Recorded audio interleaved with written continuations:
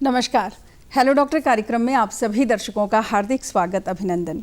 दर्शकों, जैसा कि आप जानते ही हैं, हेलो डॉक्टर कार्यक्रम में हम हर सोमवार को एक नया विषय लेकर आपके समक्ष उपस्थित होते हैं और कोशिश हमारी ये रहती है कि उस विषय में हम स्टूडियो में बैठकर विस्तृत रूप से अपने विशेषज्ञ के साथ चर्चा करें, जिससे कि घर बैठे हम आपको ज़्यादा से ज़्यादा जानकारी दे सकें।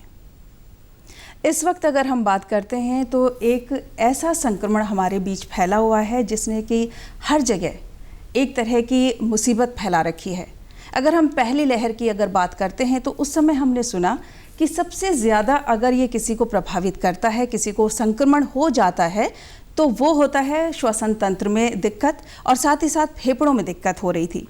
लेकिन जैसे जैसे कोरोना वायरस आगे बढ़ता गया, अपना रूप बदलता गया, तो इसने अपने जो बीमारियां हैं उसका रूप भी बदल दिया।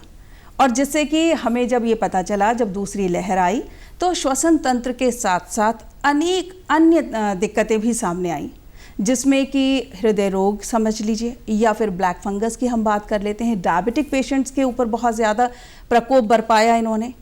अब हम कोरोना में संक्रमण की अगर हम बात करते हैं तो हृदय रोगियों की जो संख्या है वो क्यों बढ़ी अचानक से, या हृदय रोगी अगर थे तो उनको क्या ये संक्रमण आसानी से हो गया?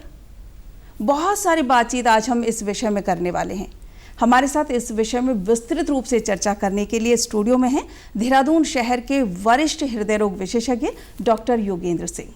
सर, बहुत बहुत स्वागत है स्टूडियो में आपका। नमस्कार सर, इससे पहले कि हम बातचीत अपनी आगे बढ़ाएं, हम अपने दर्शकों को यहाँ पर ये बता दें कि हमारा ये कार्यक्रम जो है सजीव प्रसारित होता है और आपके पास भी मौका हो जाता है विषय से संबंधित अगर आप कुछ पूछना चाहते हैं तो आपके पास मौका है, आप सीधे हमारे विशेषज्ञ से अपने प्रश्न को पहुँचा सकते हैं, अपनी बात रख सकते हैं, पूछ सकते हैं।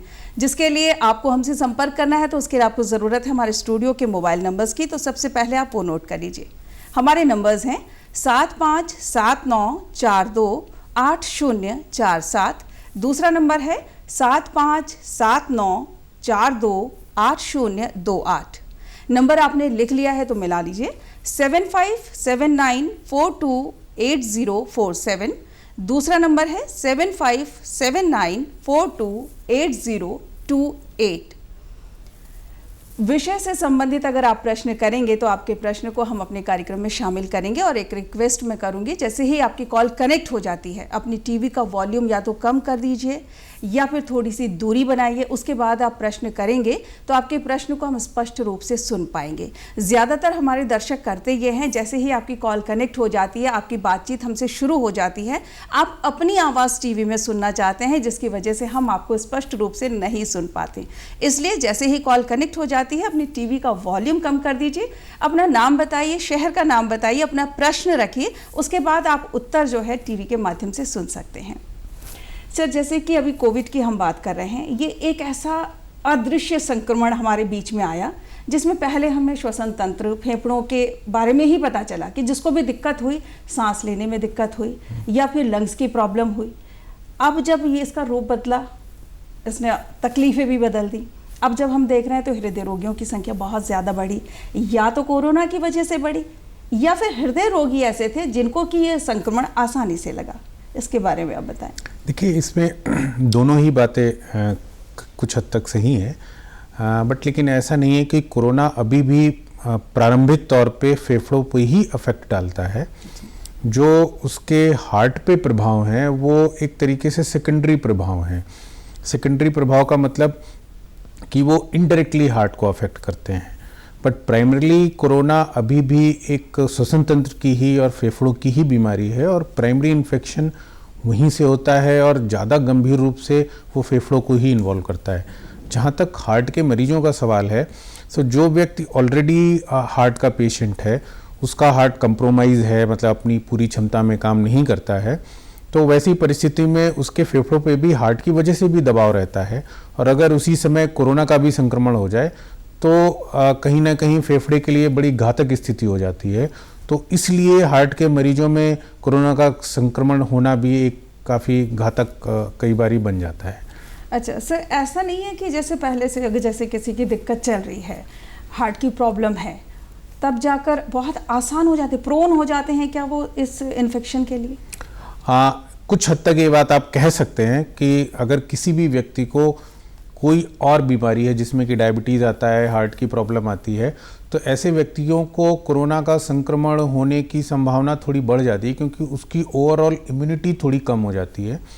और कोरोना का संक्रमण होना ही खाली इम्पॉर्टेंट नहीं, साथ में उसका जो सीवियर फॉर्म है उसके होने की भी संभावना बढ़ जाती है अगर आपको अंडरलाइंग हार्ट की प्रॉब्लम है तो दोनों चीज़ें कोरोना के संक्रमण में काफ़ी अहमियत रखती हैं अगर आपको हार्ट की दिक्कत है। तो इसलिए आपको काफ़ी एहतियात बरतना पड़ेगा अगर आपको हार्ट से संबंधित कोई भी समस्या है तो। सर, जैसे कि कोरोना से जितनी भी मृत्यु हुई है, दुखद हम ये बात करेंगे कि हर तीसरा व्यक्ति हृदय रोगी था, ये क्या वजह थी?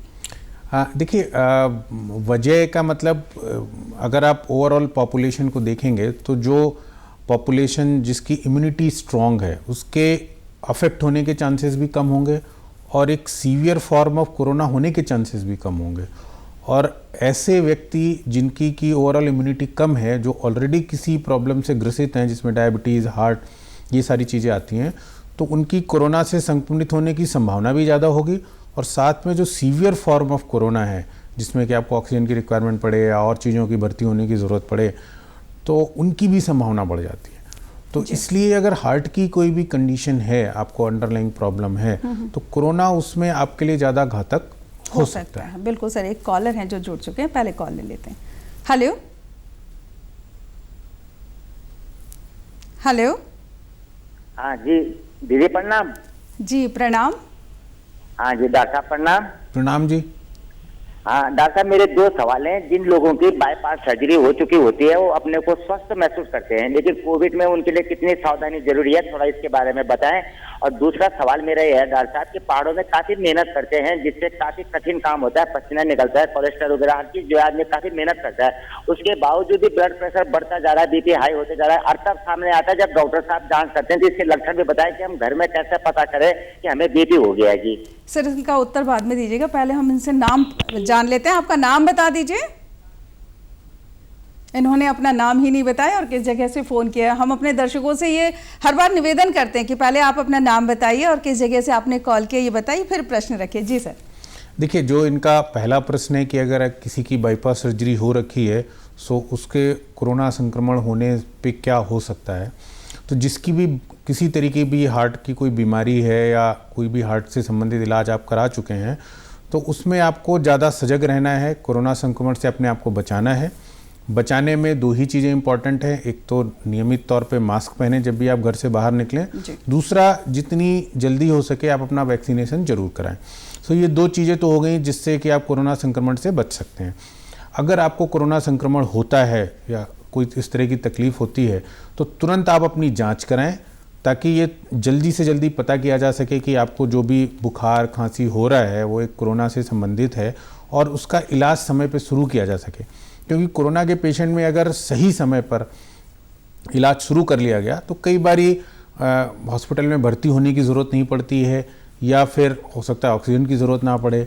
ज़्यादातर केसों में जिनमें ऑक्सीजन की ज़रूरत या भर्ती होने की ज़रूरत पड़ी है उसमें बहुत सारे पेशेंट्स ऐसे देखे गए हैं कि जिन्होंने शुरुआती लक्षणों को काफ़ी नज़रअंदाज किया और ये सोचा कि शायद ये तो नॉर्मल सा खांसी जुकाम है। आमतौर पे कोरोना स्टार्ट ही एक नॉर्मल खांसी जुकाम की तरह होता है। तो इसलिए आज की परिस्थिति में अगर किसी भी तरीके का इवन नॉर्मल खांसी जुकाम भी होता है तो उसमें भी आप कोरोना संबंधित जांच या डॉक्टर की सलाह जरूर लें ताकि इस बात का पता किया जा सके कि भाई आपको कोरोना तो नहीं है और अगर है तो उसका सही समय पर इलाज हो सके। बिल्कुल सर, इनके दूसरे प्रश्न का उत्तर आप बाद में दीजिएगा, पहले एक कॉल ले लेते हैं। Hello hello. हाँ जी जी नमस्कार, नाम बता दीजिए अपना। नाम मेरा विजय कुमार पांडे है। जी विजय जी, किस जगह से फोन किया आपने? हाँ मुझे अप्रैल में कोरोना पॉजिटिव हो गया था। अप्रैल में कोरोना पॉजिटिव हो गया था और उसके बाद मैं दवाई खाया। उसके बाद दवाई की गर्मी और काढ़ा पीने से मुझे बवासीर हो गया है और ये बवासीर मेरा छूट नहीं रहा है। मैंने दिल्ली में कई एक हॉस्पिटल में इलाज कराया, आयुर्वेदिक कराया, लेकिन छूट नहीं रहा है। मैं इससे बहुत परेशान हूँ। ब्लड नहीं आता है लेकिन छूट नहीं रहा है। डॉक्टर साहब बहुत मैं दुखित हूँ, इसलिए मैं टीवी पे देख रहा हूँ तो मैं आपसे कुछ हेल्प लेना चाहता हूँ। जी विजय जी, आपने किस जगह से फोन किया है? मैं दिल्ली से फोन किया हूँ। जी दिल्ली से। जी सर। आप एक बार दोबारा रिपीट, क्या हो गया है? सर इन्होंने कहा कि मुझे कोरोना हो गया था और मैंने जो मेडिसिन खाई उसके बाद इनको बवासीर की प्रॉब्लम हो गई है। सर देखिए, ऐसा है कि आमतौर पे जो कोरोना की दवाइयाँ होती हैं तो उसमें जो भी सामान्य दवाइयाँ होती हैं बुखार की या कोरोना की जो मेडिसिन है, फेविपिराविर या स्टेरॉइड जो भी लेते हैं, उनकी वजह से आमतौर पे जो आप बीमारी का नाम ले रहे हैं उसको हेमोरेट्स बोलते हैं। सो आमतौर पे उन दवा की वजह से हेमोरेट्स नहीं होते हैं। आपको ज़्यादा संभावना इस बात की है कि आपको ऑलरेडी अंडरलाइंग हेमोरेट्स होंगे, और कई बारी जब भी कोई और बीमारी होती है या शरीर पे कोई स्ट्रेस पड़ता है तो हेमोरेट्स प्रेसिपिटेट हो जाते हैं या उनकी ब्लीडिंग प्रेसिपिटेट हो जाती है। तो ज़्यादा संभावना इसी बात की कि आपको अंडरलाइंग हेमोरेट्स रहे होंगे और अब शायद स्ट्रेस की वजह से या किसी और वजह से, शायद आपके खान पान में कुछ ऐसी चीज़ रही होगी जिससे आपको कुछ कॉन्स्टिपेशन हुआ और उसकी वजह से हेमोरेट्स प्रेसिपिटेट हो गए। तो इसका कोरोना से कोई डायरेक्ट ताल्लुक नहीं है। आप अपने हेमोरेट्स का किसी भी सर्जन को दिखाकर उसका एक प्रॉपर इलाज कराएं, वो आपके लिए उचित होगा। सर ये बोल रहे हैं कि इन्होंने बहुत सारे ट्रीटमेंट ले लिया लेकिन फ़ायदा नहीं हो रहा है। देखिए ऐसा नहीं, कहीं ना कहीं कोरोना से जोड़ देते हैं। नहीं, देखिए कोरोना से इसका कोई डायरेक्ट संबंध नहीं है और उससे ना तो उनकी दवाइयों से कोई संबंध है ना बीमारी से कोई संबंध है। ये शायद अंडरलाइंग बीमारी आपको रही होगी और अब शायद वो प्रेसिपिटेट हो गई है, मैनिफेस्ट हो गई है, सिर्फ इतना ही है।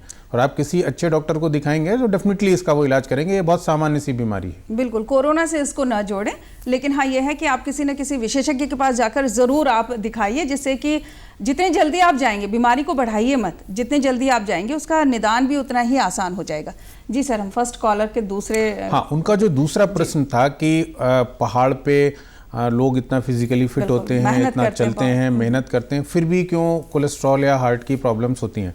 देखिए ये चीज़, ये सवाल सभी के दिमाग में है, हम लोगों के दिमाग में भी ये सवाल आता है कि भाई पहाड़ पे अगर आदमी इतना फिजिकली फिट है तो उसको हार्ट की प्रॉब्लम होने की क्या संभावना है। अगर हम डेटा को देखें तो जो प्लेन्स में हार्ट की प्रॉब्लम होने की संभावना है और पहाड़ पे जो हार्ट की प्रॉब्लम होने की संभावना है करीब करीब सेम ही है।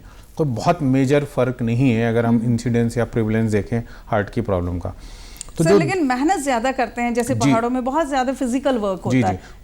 तो उसमें जो मुख्यतः दो चीज़ें जो निकल के सामने आई हैं वो ये है कि एक तो पहाड़ पे कहीं ना कहीं स्मोकिंग और तंबाकू का चलन काफ़ी ज़्यादा है, यंग एज में भी काफ़ी होता है। सो वो एक इम्पॉर्टेंट कारण है। दूसरा जो सबसे इम्पॉर्टेंट कारण एक और निकल के सामने है जिसकी वजह से ये पैराडॉक्स दिखता है, वो है नॉन वेजिटेरियन डाइट का काफ़ी मात्रा में होना। सो ये दो मुख्य कारण हैं पहाड़ पे किसी भी व्यक्ति के हार्ट की प्रॉब्लम होने के, जो कि हम देखते हैं कि फिजिकली फिट भी हैं, वेट भी बहुत ज़्यादा नहीं है, फिर भी हार्ट की प्रॉब्लम से ग्रसित। मतलब कहीं ना कहीं हम ये समझ सकते हैं कि एक्सेस ऑफ टबैको या स्मोकिंग का इस्तेमाल करना और नॉन वेजिटेरियन जो फूड बहुत ज़्यादा इंटेक अगर हम करते हैं तो उससे भी हार्ट की प्रॉब्लम्स ज़्यादा होने की संभावना हमारे पहाड़ों में हो सकती है। सर एक कॉलर और हैं जो प्रतीक्षा कर रहे हैं। हेलो हेलो हेलो जी नमस्कार, नाम बता दीजिए अपना। हाँ जी नमस्कार, मैं बसंत जोशी बोल रहा हूँ अल्मोड़ा से। जी बसंत जी पूछिए, क्या पूछना चाह रहे हैं? मैं बसंत जोशी बोल रहा हूँ अल्मोड़ा जी जी बसंत जी पूछिए, प्रश्न पूछिए। मेरा प्रश्न ये है, मेरे पिताजी की उम्र 80 साल है, उनको एलर्जी का सांस है जी, क्या वो वैक्सीन ले सकते हैं? जी सर। जी देखिए, उनको अगर कोई भी परेशानी है, अगर अभी वो दवाइयों पे वो उनकी तकलीफ़ कंट्रोल्ड है, कोई विशेष दिक्कत नहीं हो रही है, तो वो वैक्सीन बिल्कुल ले सकते हैं। इनफैक्ट उनके लिए वैक्सीन ज़्यादा आवश्यक है as compare to other person. तो इसलिए वो वैक्सीन ज़रूर लगवाएं। अपने जो भी आपका जिन भी डॉक्टर का इलाज चल रहा है उनको दिखाकर एक बार सलाह ले लें और वैक्सीन जल्दी से जल्दी ज़रूर लगवाएं। सर जैसे मैंने कई जगह पढ़ा हुआ है, अगर आपको किसी तरह की कोई एलर्जी है तो आप वैक्सीन लगाने से पहले डॉक्टर से संपर्क ज़रूर करें। क्यों? देखिए ऐसा है कि वैक्सीन अल्टीमेटली एक तरीके की, मतलब मेजॉरिटी जो वैक्सीन्स हैं वो आरएनए बेस्ड हैं। अगर हम कोवैक्सीन को छोड़ दें, कोवैक्सीन एक एटेन्यूएटेड वायरस वैक्सीन है और बाकी वैक्सीन एक आरएनए बेस्ड वैक्सीन है, कुछ डीएनए बेस्ड भी बनी है, बट मेजॉरिटी वैक्सीन जैसे कोविशील्ड जो कॉमनली लग रही है हमारे देश में, वो एक आरएनए बेस्ड वैक्सीन है। सो एक तरीके से वो एक आपके शरीर के लिए एक तरीके से एक फॉरेन बॉडी है, तो उसके प्रतिरोधक जो एंटीबॉडीज़ बनती हैं तो वो एक तरीके से आपके शरीर का रिस्पॉन्स है उस आरएनए को, और वही आपको शरीर को कोरोना से बचाती हैं, क्योंकि वो एंटीबॉडीज़ ही एक तरीके से आपको किसी भी इन्फेक्शन से बचाती हैं। तो जो एलर्जी वाली बात होती है, तो एलर्जी में भी क्या होता है कि जिनको किसी भी चीज़ से एलर्जी होती है तो उनमें एंटीबॉडीज़ बनने की जो क्षमता होती है या उसका जो रिस्पॉन्स होता है वो काफ़ी क्विक होता है। अच्छा। तो उनमें हो सकता है किसी को बहुत कम लोगों को इस तरह की कोई इंसिडेंस हो कि उनको अगर किसी भी चीज़ से एलर्जी है तो हो सकता है वैक्सीन लगाने के बाद उनको कोई हल्के फुल्के सिम्टम हो। बस सामान्यतः ये देखा गया है कि वैक्सीन जो है बहुत ही वेल टॉलरेटेड है। कोई मेजर इंसिडेंस आज तक हिंदुस्तान में भी और बाहर के देशों में भी कोई बहुत ज़्यादा इस तरीके के निकल के सामने नहीं आए हैं। और डेफिनेटली जो कोरोना का रिस्क है उसके मुकाबले अगर हम देखें वैक्सीन से रिलेटेड जो भी समस्याएं हैं वो कहीं ना कहीं बहुत नगण्य हैं। तो अगर इन चीज़ों को ध्यान में रखें तो वैक्सीन लगवाना ही बेहतर या उचित सलाह रहेगी किसी भी व्यक्ति के लिए। हाँ, जैसे कि इन्होंने कहा कि 80 इयर्स के इनके पिताजी हैं और एलर्जिक हैं, वो उनको एलर्जी है तो वो लगवा सकते हैं। बिल्कुल लगवा सकते हैं, डॉक्टर से बात करके ही जी, लगवाएं। एक बार को डॉक्टर से ज़रूर मिल लें। हाँ। उसके बाद उनके लिए आप बात कर लीजिए, उसके बाद ही आप वैक्सीन जो है लगवा लीजिए। अच्छा सर, हृदय रोगियों की अगर हम बात कर रहे हैं तो बहुत सारी मेडिसिन्स चलती हैं जो कि एक तरह से ब्लड थिनर होती हैं। तो क्या जिनकी बाईपास सर्जरी हो चुकी है या फिर एंजियोप्लास्टी हो चुकी है तो क्या वो वैक्सीन लगवा सकते हैं? इसका उत्तर मैं आपसे बाद में लूँगी सर, पहले एक कॉल ले लेती हूँ। Hello hello. हाँ मैडम नमस्कार। जी नमस्कार, नाम बता दीजिए अपना। नमस्कार सर, छतर सिंह। जी छतर सिंह जी, कहाँ से फ़ोन किया आपने?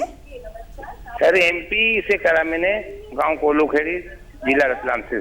जी सर, पहले आप अपने मेरा 2 वाल सर पहले टीवी का वॉल्यूम आप कम कर दीजिए। एसीट्रोम गोली चल रही है खून पतला करने की। आप अपना प्रश्न रखिए, फिर से रखिए।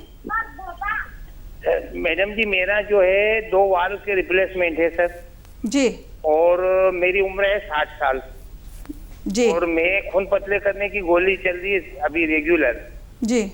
और मेरे को कोरोना हो गया था अप्रैल महीने में, वो ठीक हो गया हूँ, लेकिन अभी क्या वैक्सीन या कोई वो लगवा सकते हैं क्या? जी सर। जी देखिए, ऐसा है अगर आपको अप्रैल के महीने में कोरोना हो गया था तो आमतौर पे जो सरकारी गाइडलाइन है उनके हिसाब से जिनको कोरोना हो चुका है वो यूजुअली वैक्सीन 3 महीने के बाद लगवा सकते हैं। बट आप अपना एंटीबॉडी टेस्ट करा के भी एक बार चेक कर सकते हैं। अगर एंटीबॉडीज़ ज़्यादा नहीं बनी है तो आप उससे पहले भी लगवा सकते हैं। जहाँ तक आपने बोला कि आपका वेल रिप्लेसमेंट हुआ है और आपको एसीट्रॉम की दवा चलती है तो उसमें आप रेगुलर एक PT-INR टेस्ट कराते होंगे। तो आप अपना जब भी वैक्सीन लगवाने जाएं तो अपना एक PT-INR टेस्ट करा लें। अगर वो INR आपका नॉर्मल रेंज में है जो कि 2 से 3 माना जाता है तो आप सेफली वैक्सीन लगवा सकते हैं। क्योंकि जो ये कोरोना की वैक्सीन लगाई जा रही है वो बहुत ही पतली नीडल से लगाई जा रही है, जैसे 23 गेज या 25 गेज की नीडल से लगा रहे हैं। तो उसमें आम तौर पे कोई ऐसी परेशानी नहीं होती है। मगर जो भी वैक्सीन लगा रहा है उसको आप ज़रूर ये बता दें कि आप एसीट्रॉम की दवा लेते हैं और आपका INR 2 से 3 के बीच में है, तो उससे वो थोड़ा और सजग हो जाएंगे वैक्सीन लगाने में। बिल्कुल सर, मेरा भी प्रश्न यही था, इन्होंने भी वही प्रश्न पूछ लिया। जैसे कोई हार्ट का पेशेंट है और जिनकी एंजियोप्लास्टी हो चुकी है या फिर बाईपास सर्जरी हो चुकी है तो क्या ऐसे लोग जाके वैक्सीन लगवा सकते हैं? देखिए हाँ, ये बहुत अच्छा सवाल है क्योंकि ये कई लोग इस तरह के सवाल पूछते हैं। इसमें जो सबसे इम्पोर्टेंट बात ये है कि जो खून पतला करने की दवाइयाँ हैं वो सारी एक जैसी नहीं हैं। खून पतला करने की दवाइयाँ मेजर 2 कैटेगरी की होती हैं। तो जो नॉर्मल बाईपास सर्जरी या एंजियोप्लास्टी जिनकी होती है उनको सामान्य तौर से एस्प्रिन, क्लोपिडोग्रेल या टिकाग्रिलोर इस तरीके की खून पतला करने की दवाइयाँ चलती हैं जिनको कि हम लोग एंटी प्लेटलेट बोलते हैं। तो ये उतनी स्ट्रॉन्ग खून पतला करने की दवाइयाँ नहीं होती हैं। तो जो व्यक्ति इन दवाइयों पर हैं उनको कुछ भी चिंता करने की ज़रूरत नहीं है और वो स्ट्रेट फॉरवर्ड मतलब डायरेक्टली जाकर वैक्सीन लगवा सकते हैं। उनको कुछ भी करने की ज़रूरत नहीं, वो बिल्कुल भी ना डरें कि एस्प्रिन चल रही है या क्लोपिडोग्रेल चल रही है, कोई दिक्कत होगी, उनको कोई प्रॉब्लम नहीं होगी और वो कोरोना की वैक्सीन लगवा सकते हैं। बिल्कुल, हमने ये बोलते भी सुना है कि हमारा जो है ब्लड थिनर चल रहा है तो हमने 1 हफ्ते से जो है मेडिसिन खाना बंद कर दिया है, अब जाके हम वैक्सीन लगवाएंगे क्योंकि ये डबल हो जाएगा। नहीं, ये बिल्कुल अगर आप एस्प्रिन पे हैं, क्लोपिडोग्रेल पे हैं या टिकाग्रिलोर पे हैं जिनके स्टंट पड़ चुके हैं या बाईपास सर्जरी हो चुकी है उनको कोई भी दवा बंद करने की जरूरत नहीं है, वो डायरेक्टली अपनी वैक्सीन लगवा सकते हैं। अब जो दूसरी कैटेगरी की दवाइयां हैं जिनको कि हम लोग एंटीकोएगुलेंट बोलते हैं, जिसमें कि एसीट्रॉम आता है या फिर और नई दवाइयां हैं जिनको नोवेक्स बोलते हैं, वो डेबिगाट्रान या पिक्साबैन, एरवोरक्साबैन, इस टाइप की जो दवाइयाँ हैं जो कि आमतौर पे जिनका वेल्व बदला होता है उनको चलती हैं। सो उस तरीके के मरीजों में थोड़ा सा ध्यान रखने की ज़रूरत है। स्पेशली अगर आप एसीट्रॉम पे हैं तो आप अपना PTINR जरूर करा लें, क्योंकि अगर PTINR आपका नॉर्मल रेंज से बाहर है, सपोज आपका PTINR काफ़ी बढ़ा हुआ है, तो उसमें फिर आपको एहतियात बरतना पड़ेगा कि थोड़ा वेट करके वैक्सीन लगवाएं जब तक कि आपका INR नॉर्मल रेंज नॉर्मल ना आ जाए, या फिर जब तक कि आपको आपके डॉक्टर ना सलाह करे तब तक आप मत लगवाइए। सर एक कॉलर है, बहुत देर से प्रतीक्षा कर रहे हैं। हेलो हेलो, लगता है इनका संपर्क हमसे कट गया है। सर जैसे कि ये तो हमने बात कर ली खून पतले करने वाली जितनी भी दवाएं हम खाते हैं, अगर उसके साथ हमें डरने की ज़रूरत नहीं है, आप वैक्सीन लगवा सकते हैं। लेकिन अगर कॉम्प्लिकेटेड है कुछ तो डॉक्टर की सलाह पर आप लगवाएं। सर अच्छा, पोस्ट कोविड की अगर हम बात करें, हृदय रोगियों में या फिर जिनको कभी कोई हृदय संबंधित रोग नहीं था लेकिन उनकी भी धड़कन बढ़ जाती है, या फिर जैसे हम वही पैल्पिटेशन की बात करें, या फिर उनको चेस्ट पेन हो रहा है, ये सारी चीज़ें क्या कोविड की वजह से हृदय रोगियों की संख्या बढ़ी है? देखिए, इसको डायरेक्टली ये नहीं कहा जा सकता कि वो हृदय के रोगी हो गए हैं। कोविड ने एक्चुअली सभी डॉक्टरों को काफ़ी आश्चर्यचकित किया है और एक अलग अलग तरीके के मैनिफेस्टेशन कोविड में देखने को मिले हैं। जहाँ तक पोस्ट कोविड की बात करें तो प्राइमरीली तो लंग से रिलेटेड ही होते हैं, मगर बहुत सारे मरीजों में हम लोगों ने भी महसूस किया है, ऑब्जर्व किया है कि किसी की पल्स थोड़ी कम हो जाती है, किसी की परसिस्टेंटली थोड़ी सी ज़्यादा हो जाती है। उसका हो सकता है इनडायरेक्टली रिलेशन फेफड़े से भी हो, बट इस तरह की चीज़ें देखने को मिली हैं। बट पल्स का थोड़ा बहुत वेरी करना, कम ज़्यादा होना, ये कोई विशेष चिंता का विषय नहीं है और ये सामान्य दवाओं से कंट्रोल किया जा सकता है। और सिर्फ पल्स के बेसिस पे ये नहीं कहा जा सकता है कि ये हृदय रोग से ग्रसित हैं।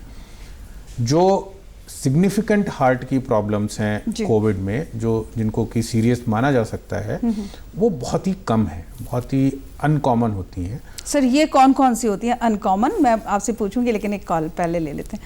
हेलो हेलो हेलो जी, नमस्कार, नाम बता दीजिए अपना। जी जितेंद्र रावत ने, नमस्कार जी। किस जगह से फ़ोन किया आपने? जी किस जगह से फ़ोन कर रहे हैं आप? उत्तरकाशी। उत्तरकाशी, जी पूछिए, प्रश्न पूछिए।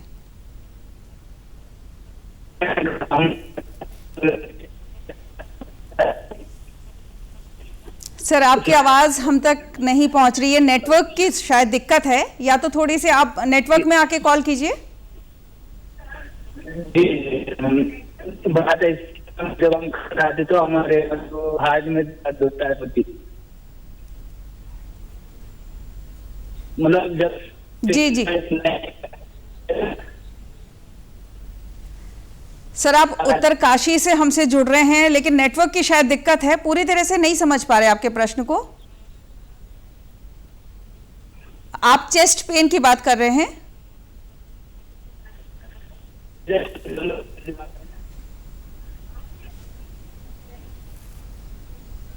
हम शायद आप नेटवर्क में नहीं हैं, इस वजह से आपका जो आवाज़ है हम तक स्पष्ट रूप से नहीं पहुंची। अगर सर इनका प्रश्न है कि चेस्ट पेन है तो क्या उसको हम दिल से संबंधित जोड़ सकते हैं? देखिए, अगर किसी भी तरीके का चेस्ट पेन है, स्पेशली अगर आपको चलने पे सीने में दर्द होता है और रुकने पे आपको आराम मिलता है, तो इस तरीके का अगर दर्द है तो इसमें हार्ट की प्रॉब्लम होने की संभावना हो सकती है। लेकिन अगर आपको कोई ऐसा दर्द है कि जो लगातार बना हुआ है, क्या ऐसा कोई दर्द है जो आपके पोजीशन बदलने से या उठने बैठने से कुछ उसमें, या सांस लेने से कुछ उसमें होता है, तो उस तरीके का दर्द आमतौर पे हार्ट का सामान्यतया नहीं होता है। बट इस चीज़ की पूरी जानकारी के लिए आपको हार्ट से संबंधित कुछ टेस्ट करा सकते हैं, जिसमें कि ECG, इको और ट्रेडमिल टेस्ट आता है, जो सामान्य से प्रारंभिक टेस्ट हैं। तो उनको कराने से आपको इस बात की क्लैरिटी मिल जाएगी कि ये जो दर्द हो रहा है ये हार्ट से संबंधित है या नहीं है। सर अगर हार्ट से संबंधित दर्द है तो किस तरह का दर्द होगा, ये बताएं। देखिए, जो हार्ट से संबंधित दर्द होते हैं वो क्लासिकली होते हैं कि जैसे आप जब कोई भी मेहनत का काम करेंगे, जैसे आप चलेंगे, सपोज आप पहाड़ पे चढ़ रहे हैं या सीढ़ियाँ चढ़ रहे हैं, तो आपको सीने में दर्द होगा और आमतौर पे दर्द पूरे बीचों बीच छाती में होता है या पूरे चेस्ट में होता है।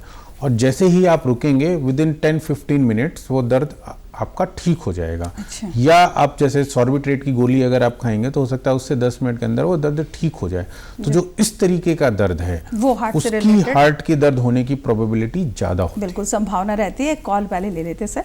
हेलो हेलो हेलो हेलो, नमस्कार, नाम बता दीजिए अपना। जी मैम नमस्ते, मेरा नाम वंदना है। जी, किस जगह से आप फोन कर रही हैं? जी किस जगह से आपने फोन किया है? जी मैं एमपी से बोल रही हूँ। जी, प्रश्न पूछिए वंदना जी। जी मेरा प्रश्न है कि जैसे कोई प्रेगनेंसी की तैयारी कर रहा है तो क्या वो ये कोविड का टीका ले सकता है? फिर से अपना प्रश्न पूछिए। जैसे कोई प्रेगनेंसी की तैयारी कर रहा है, जी, जी, जी। मतलब उसका इलाज चल रहा है, जी, तो वो ये इंजेक्शन लगवा सकता है कोविड का? वैक्सीन की आप बात कर रहे हैं वंदना जी। आज से 2 हफ्ते पहले हमने इसी विषय पर ही चर्चा की थी, लेकिन हम डॉक्टर साहब आप बता दीजिए। देखिए, ऐसा है कि अभी तक जो सरकार की गाइडलाइन थी कुछ दिनों पहले तक, तो उसमें प्रेगनेंसी और लैक्टेटिंग वुमेन को वैक्सीनेशन से बाहर रखा गया था। पहले रखा गया था, बट अब उसमें भी परिवर्तन हो चुका है। लैक्टेटिंग वुमेन तो वैक्सीन बिल्कुल लगवा सकती हैं, उसमें कोई प्रॉब्लम नहीं है। और इवन अगर आपको प्रेगनेंसी है तब भी आप वैक्सीन लगवा सकते हैं। वैक्सीन उस हिसाब से काफ़ी सेफ है, क्योंकि मेडिकल साइंस में हर चीज़ में डेटा की ज़रूरत होती है। तो शायद हो सकता है अभी उतना प्रिवलेंट डेटा ना हो, बट टेक्निकली आप प्रेगनेंसी है आपको या आप प्रेगनेंसी प्लान कर रहे हैं, आप कोरोना का वैक्सीन लगवा सकते हैं बिना किसी समस्या के। बिल्कुल, लेकिन आप एक बार फिर भी वंदना जी, जैसे कि आज से 2 हफ्ते पहले हमने गर्भावस्था और कोविड-19 का वैक्सीनेशन पर ही ये हमारा विषय था और हमने इसी विषय में चर्चा की थी। तब भी जो हमारे साथ डॉक्टर आई थी उन्होंने यही कहा था कि ये आपके अपने ऊपर होगा, लेकिन ये पूरी तरह से सेफ है, आप वैक्सीनेशन करवा सकती हैं, लेकिन एक बार आप अपने डॉक्टर से ज़रूर मिलें वैक्सीनेशन से पहले। अगर आप प्रेगनेंसी प्लान कर रही हैं तब भी, या फिर आप प्रेग्नेंट हैं तब भी, लेकिन वैक्सीन लगवाने से पहले एक बार डॉक्टर से ज़रूर मिले। क्यों सर, ठीक है नहीं? बिल्कुल बिल्कुल ठीक। अच्छा सर, जैसे कि हम हार्ट की दर्द की बात कर रहे थे, तो छाती में भारीपन की समस्या बहुत सुनने को मिलती है। देखिए, भारीपन और दर्द दोनों करीब करीब सिनोनिम हैं, मतलब एक जैसे ही हैं जी। दर्द एक ज़्यादा सीवियर फॉर्म है और भारीपन एक अर्ली स्टेज या कम सीवियर फॉर्म है। सो भारीपन और दर्द दोनों करीब करीब एक ही चीज़ को इंडिकेट करते हैं। अगर आपको चलने में भारीपन होता है या दर्द होता है, दोनों में प्रोबेबिलिटी हार्ट की प्रॉब्लम होने की सेम ही है। वो सिर्फ आप समझ लीजिए सीवियरिटी का फ़र्क है। कई बार भारीपन एक कम सीवियर चीज़ होती है और फ्रैंक दर्द होना एक ज़्यादा सीवियर चीज़ होती है, बस सिर्फ इतना ही फ़र्क है। सर, चलने से पहले कोविड जिनको हो चुका है, संक्रमण हो चुका है, या फिर जो हृदय रोगी हैं, क्या प्रिकॉशन रखें? बहुत संक्षिप्त में बताएं, क्या ध्यान रखें, कितना फॉलोअप करना ज़रूरी है? देखिए, जो भी हृदय से संबंधित रोगी हैं जिनको कोविड हो चुका है या उनको हार्ट की प्रॉब्लम है, आपको अपना यही ध्यान रखना है कि जब भी घर से बाहर निकलें मास्क पहन के निकलें और जितनी जल्दी संभव हो सके अपना वैक्सीन जरूर लगवाएं, क्योंकि वैक्सीन और मास्क ही एक ऐसी चीज़ें जो आपको कोविड के संक्रमण से पूर्णतया बचा सकती हैं। बिल्कुल डॉक्टर साहब, आप स्टूडियो में आए, बहुत अच्छी जानकारी दी, समय निकालने के लिए आपका बहुत बहुत धन्यवाद। धन्यवाद। दर्शकों, हमें उम्मीद है आज जितनी भी जो चर्चा हुई है हमारे स्टूडियो में बैठकर हृदय रोग से संबंधित कोविड-19 के दौरान, इस संक्रमण से जितने भी हृदय रोगियों के बारे में आज हमने बात की है, जिस तरह की समस्याएं आई हैं, तो हमें उम्मीद है आपको ये कार्यक्रम ज़रूर पसंद आया होगा। आपको कैसा लगा, फीडबैक अगर आप हमें देना चाहें तो जल्दी से आप हमारा पता नोट कर लीजिए, जिस पते के माध्यम से आप हम तक अपने विचार पहुँचा सकते हैं। हमारे कार्यक्रम का पता है हेलो डॉक्टर कार्यक्रम, दूरदर्शन केंद्र, हरिद्वार बाईपास रोड, निकट रिस्पना पुल, देहरादून, उत्तराखंड। अगले सोमवार एक नए विषय के साथ हम फिर से उपस्थित होंगे। तब तक के लिए हेलो डॉक्टर की टीम को दीजिए इजाज़त। नमस्कार।